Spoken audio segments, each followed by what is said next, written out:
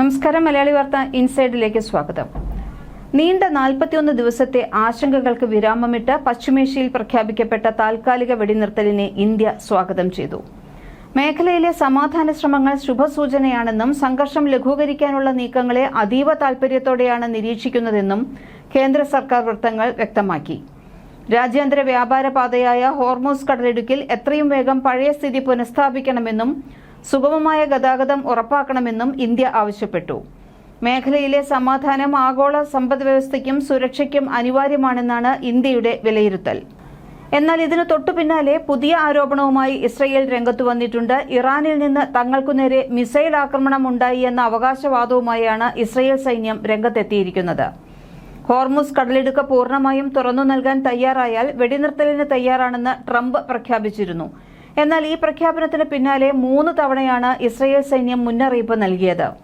ഇറാന്റെ ഭാഗത്തുനിന്നുള്ള മിസൈലുകൾ ഇസ്രയേൽ ലക്ഷ്യമാക്കി വരുന്നുണ്ടെന്നും പ്രതിരോധ സംവിധാനങ്ങൾ സജ്ജമാണെന്നുമാണ് ഇസ്രയേൽ സൈന്യത്തിന്റെ ഔദ്യോഗിക ടെലഗ്രാം ചാനലിലൂടെ അറിയിച്ചത്. അമേരിക്കയും ഇറാനും തമ്മിൽ പാകിസ്ഥാൻ മുഖേന നടത്തുന്ന സമാധാന ചർച്ചകളെ അട്ടിമറിക്കാനുള്ള ഇസ്രയേലിന്റെ ബോധപൂർവമായ നീക്കമാണ് ഇതെന്നാണ് രാഷ്ട്രീയ നിരീക്ഷകർ കരുതുന്നത്. ഒരു കരാറിലൂടെ യുദ്ധം അവസാനിക്കുന്നത് തടയാനാണ് ഇസ്രയേൽ ശ്രമിക്കുന്നതെന്നാണ് ഉയരുന്ന ആരോപണം. ഇറാൻ അമേരിക്ക യുദ്ധത്തിൽ 2 ആഴ്ചത്തെ താൽക്കാലിക വെടിനിർത്തൽ നിലവിൽ വന്നതോടെ പശ്ചിമേഷ്യ ഏറെക്കുറെ ശാന്തമായിരിക്കുകയാണ്. യുദ്ധത്തിലെ തങ്ങളുടെ എല്ലാ ലക്ഷ്യങ്ങളും കൈവരിച്ചതായും ശത്രുപക്ഷം മാസങ്ങളായി വെടിനിർത്തലിനായി യാചിക്കുകയായിരുന്നു എന്നുമാണ് ഇറാന്റെ സുപ്രീം നാഷണൽ സെക്യൂരിറ്റി കൌൺസിൽ അവകാശപ്പെടുന്നത്. അമേരിക്കയെ ചരിത്രപരമായ നിസ്സഹായതയിലേക്കും പരാജയത്തിലേക്കും എത്തിച്ച ശേഷമാണ് തങ്ങൾ ഈ തീരുമാനമെടുത്തതെന്നും ഇറാൻ പ്രസ്താവനയിലൂടെ വ്യക്തമാക്കുന്നു. ഇതേസമയം തങ്ങളുടെ സൈനിക ലക്ഷ്യങ്ങൾ പൂർത്തീകരിച്ചതിന്റെ ഫലമാണ് ഈ വെടിനിർത്തൽ എന്നാണ് അമേരിക്കൻ പ്രസിഡന്റ് ഡൊണാൾഡ് ട്രംപിന്റെ നിലപാട്. കാര്യം എന്തുതന്നെ ആയാലും അമേരിക്ക പോലെയുള്ള ഒരു വമ്പന്റെ ഭീഷണിക്ക് മുന്നിൽ ഇറാനെ പോലെയുള്ള ഒരു രാജ്യം പിടിച്ചുനിന്നത് സ്വന്തം ഇച്ഛാശക്തി ഒന്നുകൊണ്ട് മാത്രമാണ് എന്നതിൽ തർക്കമൊന്നുമില്ല. ട്രംപിനെ ഞെട്ടിച്ച നീക്കമാണ് അവർ നടത്തിയത്. ഇറാനിലെ വൈദ്യുതി നിലയങ്ങളും പാലങ്ങളുമെല്ലാം തകർക്കും എന്ന ട്രംപിന്റെ ഭീഷണിയെ അവർ നേരിട്ടത് വമ്പൻ ട്വിസ്റ്റായി മാറിയിരുന്നു. ഇറാനുമായി വെടിനിർത്തൽ കരാറിൽ എത്തുന്നതിനു മുൻപ് മുഴുവൻ നാഗരികതയും ഇന്ന് രാത്രി മരിക്കുമെന്ന് ട്രംപ് ഭീഷണിപ്പെടുത്തിയതിനു തൊട്ടു പിന്നാലെ സ്ത്രീകളും കുട്ടികളും ഉൾപ്പെടെ 10,000-ങ്ങളാണ് ഊർജ്ജ കേന്ദ്രങ്ങളിൽ മനുഷ്യ കവചങ്ങളാകാൻ ഒരുങ്ങിയിറങ്ങിയത്. പശ്ചിമേഷ്യയിൽ യുദ്ധഭീതി പാരമ്യത്തിലെത്തിയ ഘട്ടത്തിലാണ് ഇറാൻ ഈ കടും കൈക്ക് മുതിർന്നത് എന്നാണ് കരുതപ്പെടുന്നത്. തുടർന്ന് അമേരിക്കയുമായുള്ള എല്ലാ ആശയവിനിമയ ബന്ധങ്ങളും ഇറാൻ വിച്ഛേദിച്ചു. രാജ്യത്തെ ഊർജ്ജ നിലയങ്ങൾക്കും തന്ത്രപ്രധാന പാലങ്ങൾക്കും ചുറ്റും സ്ത്രീകളും കുട്ടികളും ഉൾപ്പെടെയുള്ളവർ മനുഷ്യമതിൽ തീർത്ത് പ്രതിരോധം തീർക്കുന്ന കാഴ്ചയാണ് ടെഹ്റാനിൽ നിന്നുള്ള ദൃശ്യങ്ങളിൽ കാണാൻ കഴിഞ്ഞിരുന്നത്. ഇറാനിലെ സിവിലിയൻ അടിസ്ഥാന സൗകര്യങ്ങൾ തകർക്കുമെന്ന ട്രംപിന്റെ ഭീഷണിയെ പരിഹാസത്തോടെയാണ് ഇറാൻ ഭരണകൂടം നേരിട്ടത്. തങ്ങളുടെ പ്രധാന വൈദ്യുതി നിലയങ്ങളിലും പാലങ്ങളിലും ദേശീയ പതാകയുമേന്തി പ്രതിഷേധിക്കുന്ന ജനങ്ങളുടെ ദൃശ്യങ്ങൾ ഇറാൻ സ്റ്റേറ്റ് ടെലിവിഷൻ പുറത്തുവിട്ടു. ട്രംപിന്റെ ഭീഷണികളെ വകവയ്ക്കുന്നില്ല എന്നും ശക്തമായ തിരിച്ചടി നൽകുമെന്നുമുള്ള സന്ദേശമാണ് ഇതിലൂടെ ഇറാൻ നൽകിയത്. ട്രൂത്ത് സോഷ്യലിലൂടെയാണ് ട്രംപ് തന്റെ വിവാദപരമായ സന്ദേശം പങ്കുവച്ചത്. ഇന്ന് രാത്രി ഒരു വലിയ നാഗരികത മരിക്കും. അത് ഇനി ഒരിക്കലും തിരിച്ചുവരില്ല. അത് സംഭവിക്കണമെന്ന് ഞാൻ ആഗ്രഹിക്കുന്നില്ല, പക്ഷേ മിക്കവാറും അങ്ങനെ തന്നെ സംഭവിക്കും എന്നായിരുന്നു ട്രംപിന്റെ വാക്കുകൾ. സിവിലിയൻ ലക്ഷ്യങ്ങളെ ആക്രമിക്കുന്നത് യുദ്ധക്കുറ്റമാണെന്ന രാജ്യാന്തര മുന്നറിയിപ്പുകൾ നിലനിൽക്കെയാണ് ട്രംപ് തന്റെ നിലപാടിൽ ഉറച്ചുനിന്നത്. ഇതേസമയം സംഘർഷം ലഘൂകരിക്കാനുള്ള നയതന്ത്ര ശ്രമങ്ങളും അണിയറയിൽ സജീവമായിരുന്നു. പാകിസ്ഥാന്റെ മധ്യസ്ഥതയിൽ വൈസ് പ്രസിഡന്റ് JD വാൻസും സ്റ്റീവ് വിറ്റ്കോഫും ഇറാനുമായി ചർച്ചകൾ നടത്തി.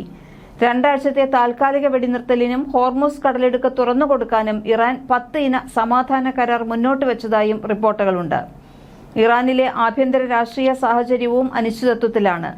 ഫെബ്രുവരിയിൽ കൊല്ലപ്പെട്ട അലി ഖമേനിയുടെ പിൻഗാമിയായി വന്ന ആയത്തൊള്ള മുസ്തഫ ഖമേനി നിലവിൽ അബോധാവസ്ഥയിലാണെന്ന് രഹസ്യാന്വേഷണ റിപ്പോർട്ടുകൾ സൂചിപ്പിച്ചിരുന്നു. ഖോം നഗരത്തിൽ ചികിത്സയിൽ കഴിയുന്ന അദ്ദേഹം ഭരണപരമായ തീരുമാനങ്ങളൊന്നും തന്നെ എടുക്കാൻ പ്രാപ്തനല്ല. ഇതോടെ ഇറാന്റെ നിയന്ത്രണം യഥാർത്ഥത്തിൽ ആരുടെ കൈകളിലാണ് എന്ന ചോദ്യം ഉയരുന്നുണ്ട്. ഇതിനിടെ ഇറാന്റെ പ്രധാന എണ്ണ കയറ്റുമതി കേന്ദ്രമായ ഖാർഗ് ദ്വീപിലെ 50ഓളം സൈനിക കേന്ദ്രങ്ങൾ അമേരിക്ക ഇന്നലെ ആക്രമിച്ചിരുന്നു. ബങ്കറുകൾ, റഡാർ സ്റ്റേഷനുകൾ, ആയുധപ്പുരകൾ എന്നിവയാണ് ആക്രമണത്തിന് ഇരയായത്. ദ്വീപിന്റെ നിയന്ത്രണം ഏറ്റെടുക്കാൻ അമേരിക്കൻ സൈന്യം കരയുദ്ധത്തിന് മുതിരുമോ എന്ന ഭീതിയും ശക്തമായിരുന്നു. ലോകത്തെ എണ്ണ വ്യാപാരത്തിന്റെ 25% കടന്നുപോകുന്ന ഹോർമൂസ് കടലിടുക്ക് തുറക്കണമെന്ന ട്രംപിന്റെ ആവശ്യം ഇറാൻ തള്ളിക്കളഞ്ഞിരുന്നു. ചർച്ചകൾ പരാജയപ്പെട്ടാൽ എല്ലാ പാലങ്ങളും വൈദ്യുതി നിലയങ്ങളും തകർക്കുമെന്ന് ട്രംപ് ആവർത്തിച്ചു. ട്രംപിന്റെ ഈ ഭീഷണികൾ ഭ്രാന്തമായ ചിന്തകൾ എന്നാണ് ഇറാന്റെ സൈനിക കമാൻഡ് വിശേഷിപ്പിച്ചത്. അതേസമയം യുദ്ധ സാഹചര്യം ആഗോള എണ്ണ വിപണിയെ സാരമായി ബാധിച്ചു. ചരിത്രത്തിലെ ഏറ്റവും വലിയ ഊർജ്ജ പ്രതിസന്ധിയാണ് ലോകം അഭിമുഖീകരിക്കുന്നതെന്ന് ഇന്റർനാഷണൽ എനർജി ഏജൻസി മുന്നറിയിപ്പ് നൽകി. അമേരിക്കയിൽ പെട്രോൾ വില ഗാലന് $4.14 ഉയർന്നു. വിപണികൾ സ്തംഭനാവസ്ഥയിലാണെങ്കിലും ട്രംപ് എത്രത്തോളം മുന്നോട്ടു പോകുമെന്ന കാര്യത്തിൽ നിക്ഷേപകർ ആശങ്കാകുലരായിരുന്നു. അമേരിക്ക ആക്രമണം തുടരുകയാണെങ്കിൽ മേഖലയിലെ US സഖ്യകക്ഷികളുടെ കുടിവെള്ള സ്രോതസ്സുകൾ തകർക്കുമെന്ന് ഇറാന്റെ ഭീഷണിയും ഉണ്ടായിരുന്നു. മരുഭൂമിയാൽ ചുറ്റപ്പെട്ട ഗൾഫ് രാജ്യങ്ങൾ ശുദ്ധജലത്തിനായി ആശ്രയിക്കുന്ന ഡീസലൈനേഷൻ പ്ലാന്റുകൾ തകർക്കുമെന്നാണ് ഇറാന്റെ മുന്നറിയിപ്പ്. ട്രംപിന്റെ പ്രസ്താവനകൾ യുദ്ധക്കുറ്റമാണെന്ന് ഇറാൻ ഐക്യരാഷ്ട്രസഭയിൽ ആരോപിക്കുകയും ചെയ്തിരുന്നു. എന്നാൽ യുദ്ധം ഉടൻ അവസാനിക്കുമെന്ന ശുഭപ്രതീക്ഷയിലാണ് അമേരിക്കൻ വൈസ് പ്രസിഡന്റ് JD വാൻസ്. ട്രംപ് നിശ്ചയിച്ച അവസാന സമയപരിധിക്ക് മുൻപായി സമാധാനപരമായ ഒരു പരിഹാരം ഉണ്ടാകുമെന്നാണ് വൈറ്റ് ഹൌസ് വൃത്തങ്ങൾ നൽകുന്ന സൂചന. മധ്യേഷ്യയിൽ താൽക്കാലിക വെടിനിർത്തൽ പ്രഖ്യാപിക്കപ്പെട്ടതോടെ ലോകം ആശ്വസിക്കുന്നുണ്ട് എങ്കിലും പ്രസിഡന്റ് ഡൊണാൾഡ് ട്രംപിനെതിരെ അമേരിക്കയിൽ കടുത്ത ജനരോഷം ഉയരുകയാണ്. സാമ്പത്തികമായും സൈനികമായും അമേരിക്കയ്ക്ക് ഏറ്റവും വലിയ തിരിച്ചടി നേരിട്ടു എന്നാണ് അഭിപ്രായ വോട്ടെടുപ്പുകളിൽ ആളുകൾ പ്രതികരിച്ചത്.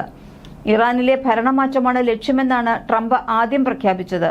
പിന്നീടത് ഹോർമൂസിന്റെ നിയന്ത്രണം ഏറ്റെടുക്കലായി. എന്നാൽ യുദ്ധം താൽക്കാലികമായെങ്കിലും അവസാനിക്കുമ്പോൾ ട്രംപ് പറഞ്ഞതൊന്നും നടപ്പിലായില്ലെന്ന് മാത്രമല്ല, കോടിക്കണക്കിന് ഡോളറിന്റെ സാമ്പത്തിക നഷ്ടം കൂടി US-ന് ഉണ്ടായിരിക്കുന്നു എന്നുള്ള കണക്കുകളും പുറത്തുവരുന്നു.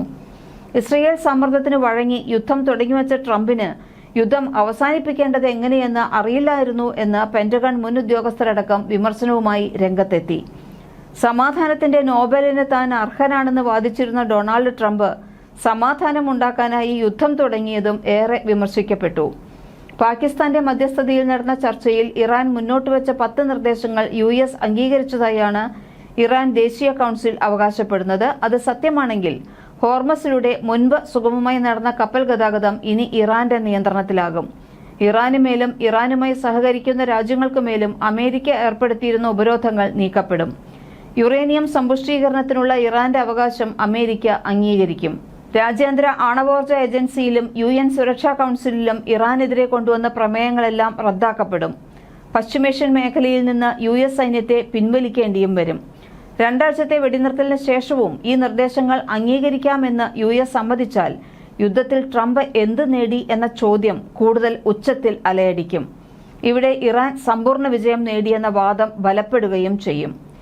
യുദ്ധത്തിൽ US ജയിച്ചുവെന്ന ട്രംപിന്റെ അവകാശവാദം ഇറാൻ ഒരു ഘട്ടത്തിലും മുഖവിലക്കെടുത്തിട്ടില്ല എന്നതും ആക്രമണങ്ങൾ പൂർവാധികം ശക്തിയോടെ തുടർന്നു എന്നതും വലിയ തിരിച്ചടിയായാണ് അമേരിക്കൻ ജനത കരുതുന്നത്. ബെഞ്ചമിൻ നെതന്യാഹുവിന്റെ പ്രേരണയ്ക്ക് വഴങ്ങി ട്രംപ് അമേരിക്കയെ യുദ്ധത്തിലേക്ക് വലിച്ചിഴച്ചുവെന്ന് സെനറ്റർമാരടക്കം പരസ്യമായി പറഞ്ഞു. ഒരു ജനതയെ അപ്പാടെ കൊന്നൊടുക്കുമെന്ന് അമേരിക്കൻ പ്രസിഡന്റ് പരസ്യപ്രഖ്യാപനം നടത്തുന്നത് യുദ്ധക്കുറ്റമാണെന്നും US-ൽ തന്നെ അഭിപ്രായമുണ്ട്. ഹോർമൂസ് പിടിച്ചെടുക്കാൻ ഒപ്പം ചേരണമെന്ന ട്രംപിന്റെ ആവശ്യം നാറ്റോ തള്ളിയതും ട്രംപിനും അമേരിക്കയ്ക്കും ക്ഷീണമായെന്നാണ് പൊതുവെയുള്ള വിലയിരുത്തൽ. മലയാളി വാർത്ത ഇൻസൈറ്റ്.